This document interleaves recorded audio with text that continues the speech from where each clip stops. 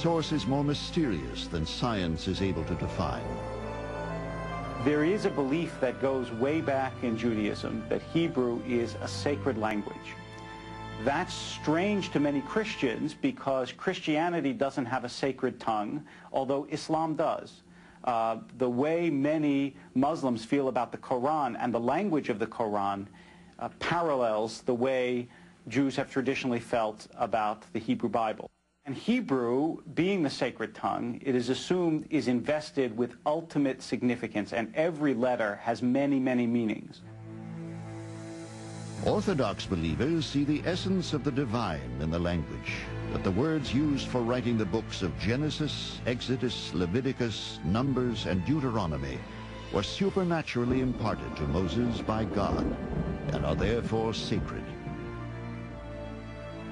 Now these are the commandments, the statutes, and the judgments, which the Lord your God commanded to teach you, that you might do them in the land whither ye go, to possess it. Deuteronomy 6:1.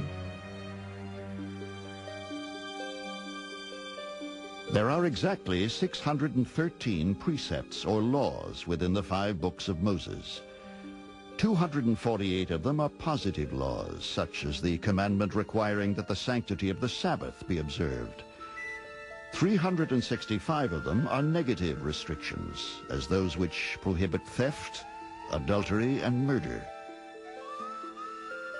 Symbolically, there are precisely 248 columns of text in the Torah, and there are 365 days in a year, making the Holy Scroll rich in allegory. In fashioning a new Torah, it must be written very specifically.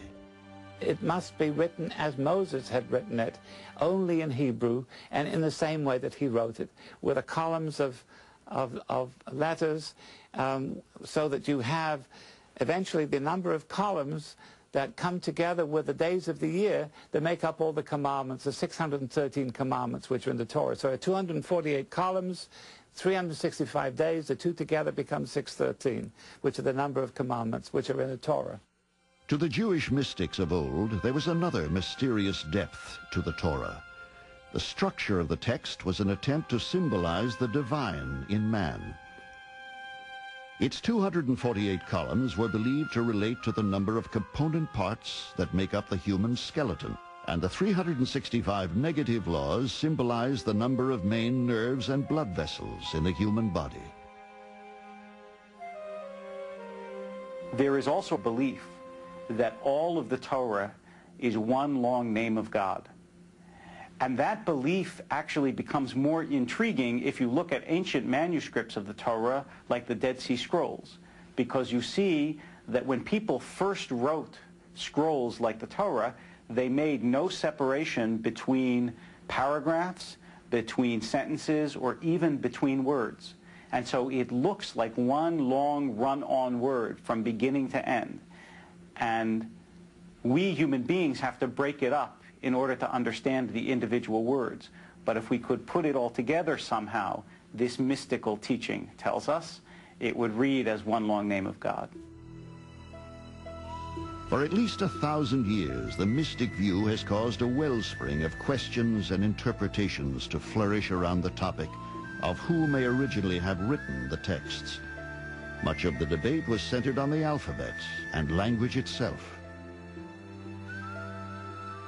When a Jewish mystic looks at the Bible, he or she doesn't look at the same narrative as an ordinary reader does. It looks for tiny signs in the use of language, the way the letters appear, in order to understand what is the level of existence beneath this. And so we're always looking for strange phrases or the way the letters are used, sometimes even the shapes of the letters, to give us clues, to give us intimations of what lies behind. And when we do, we discover the most incredible riches. The mystics believed that the Hebrew letters were designed by God himself, and that if those letters were fully studied and understood, they could be used for the spiritual upliftment of mankind.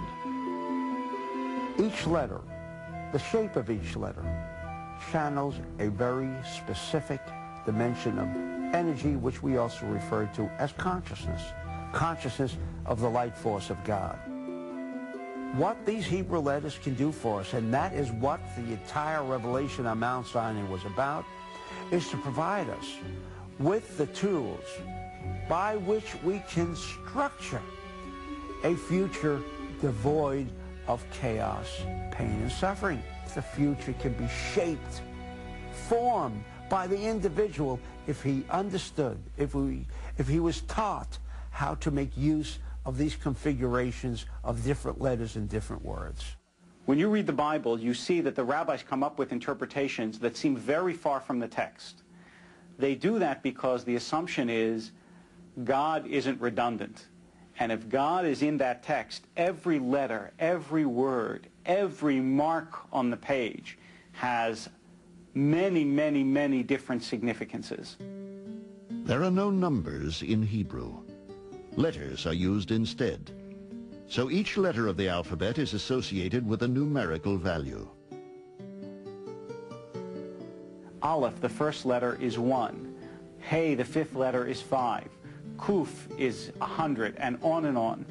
And when you read a word, you're also reading a number. So there is a practice called gematria, where you count up the numbers of different words and see how they correspond to the numbers of other words. It becomes very intricate, very interesting, and to many, profoundly significant. These numbers, when letters, words, add up to a particular number, and other names will add up to that name and number, indicating to us that they have something in common. The numerical value of the letters in the word God and the word nature, for example, both totaled the same amount, indicating that the two words essentially carry similar meaning. The numerical value of the word love and the word one both add up to the same, indicating that to love implies becoming one with God.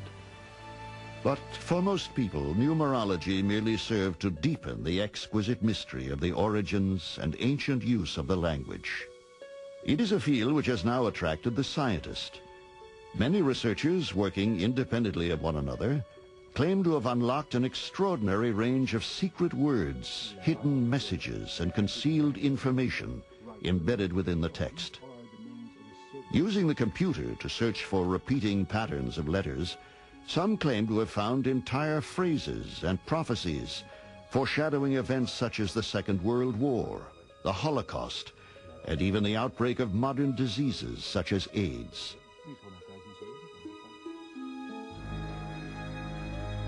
The mystery of who was responsible for writing the first chapters of the Bible may never be fully resolved.